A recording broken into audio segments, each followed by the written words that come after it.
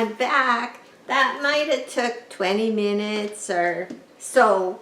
And what I've done is I got it. It was really stuck to the pot. Now I had to decide whether I was going to just shake the bark out, which I almost had it all, or just peel the ones that were stuck, maybe lose some, and go with that. So that's what I went with. And what did I do? Oh, so I cleaned out the pot and I scrubbed it with this because there was some bits of roots still stuck. But it likes this pot and I like this pot. This was a lamp that Jack cut the bottom off of and the stem came out here, and I like that. So I showed doing that in the other video a few years ago. And then I have a piece of this that stops the bark from going down into the hole. So we are ready to pot it. And I haven't cleaned anything up off the plant because I wanted you to see that. So we'll put that there for now. And I'll show you these are the pieces that were stuck to the pot. So I sacrificed those, but it is the growing season and new roots are going to grow. And I've noticed that with the one in the large traffic cone. Yes, it took a shock because it was really stuck. But it's growing so many new roots, and it may lose a couple leaves, but then again, it's good for a long time. Now, that bark was in there since 2017. And because I grow on the dry side, and all this was bark. But it was my large bark, because back then I had the Rexius fir bark, but the large pieces that I can't get anymore. And I like the medium. I'm happy with the medium. But anyway, as you see, it's it's a little dark and it's a little soft, but it might last a couple more years. Because I grow on the dry side, there's nothing in here that holds moisture other than the bark. So yes, when you first repot, they get used to it. They grow roots that get used to it. And that's it. So let's have a look at the orchid. I haven't peeled anything off because I wanted you to see what I've got here. So there's quite a few roots. And I'm going to just trim off the ones that, there's nothing rotten. When you grow in bark, nothing gets mushy. It's just those first when you repot and you go back and check. Now this I had in 2015 in a different pot. So it was checked when I repotted it in 2017 and again now. But there is, in the first check, and I didn't look into the video that far, there probably was some I lost. But I see nothing mushy at all in here. There's the center core. So if these come off, I'll pull them off. But if they're too stuck, I'll probably leave them. Oh, it's going to do damage. See? So because they're pretty good, and also the other thing is when you grow in bark, once the bark starts to deteriorate, you do not see in this bark, there's lots of really good fungi that the roots like, the plants like. And so when you leave a little bit of your old bark in the pot, not a lot, but some, it's still in the pot and it's good for it. So it's not a bad fungi. When they use fir bark on little young plants, that's what they want. Some I think may even inoculate it with that, and I'm not sure, but I might have read that somewhere. So let's get this repotted. So there we go. Boy, I've had that one a long time. And I'm just going to put, these will all be good for my garden compost, and that's where all this goes. And I'll just put the bark in here. Now I did it 3 days. Watering day was Wednesday, and I got this after watering day, so it's been soaking long enough. And so, and I also put a little bit of seaweed fertilizer in for the 3 days my bark was soaking.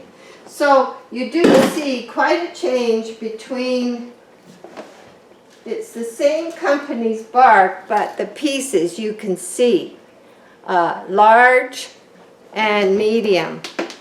So big change. What does that do? That means I'll keep a little more humidity in there and it'll break down a little quicker. So yes, I'm putting it back in the same pot, and I'll put some bark in the bottom. It's used to this pot, and it was stuck, but really not that bad. It will grow new roots, and I'll just cut anything off that maybe really got damaged. This one. And then all this debris will go in. And I'm not too worried. You know, I used to think, why are they cutting all those roots off? Some people when they repot. And I know, I just hate to do it. But the ones that really got damaged, I'm just going to trim them off. The ones that were really stuck. Some just kind of pulled off, but some still were left sticking. This one here, it's flat, you see, it was stuck. But some of the other ones, like this one, they didn't come away so easily. But all these roots are healthy, and so I'm not concerned. And we'll get new roots coming. It'll be in, I won't have to disturb it for another 2 or 3 years. So I feel nothing at all soft and soggy that has to come out. Nothing. So let's get it in here. I'll move this to the side. There's our pot. I made sure this time, those who know me, I always do a repot, and then I think, I don't have enough bark. So I made sure I had enough. And I have to put a bit of my cinnamon. I put my cinnamon in this little container, and I put red tape on it so I know it's cinnamon, because then I'm not going into my cooking cinnamon, which I don't want to do. So we'll just get a few more barks into that center spot.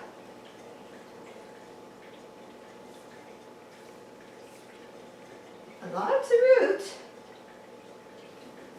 Yes, that's one thing. You know, if you do watch those videos that are very old, even though I thought I knew everything back then, I've learned a lot since then, and I've changed a few things. But I stuck with the bark because in between all that, I had tried a little bit of semi-water culture and a little bit of this and that. But, I found, for me, this is the best bit. And if you see, before this video, I put up everybody was putting up a virtual orchid tour, and I don't know if I did it right, and I put the 2020 orchid tour on it, I think, like I was supposed to. So whether it joined all the others or how that's working, I don't know, but that's what that real short video was, that everybody was trying to do that, and I'm not very good with computers. It's amazing that I could even do this. So you see, if you take your plant and give it a little shake and hit it with your fingers, you guys know all that, and down it goes. So I think it's going to be very happy, and I'll keep poking and shaking, and that's it. We don't know how long we're stuck in the house. We try to go shopping like once every 2 weeks. I try to buy 2 weeks so that we're not going out that much. And you see so many different things. I think we have 7 cases here, but they're not telling anybody. I just kind of heard that. when I checked the internet, it said there was no cases here. But then I heard they were letting tour buses come into the hotels still, and that's where they got some cases. So I heard there's 7. I don't know for sure.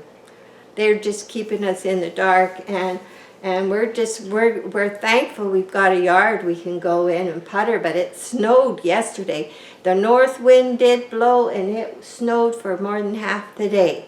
So today the sun's shining again. I'm glad to see it, and we can get outside and we can go for walks. And I guess when you're retired, it's not upsetting your life as much as all the people that are working, losing jobs, and just say prayers, say lots of prayers, and maybe this will get over really quick with all our positive thinking that we're putting out there, and love for sure.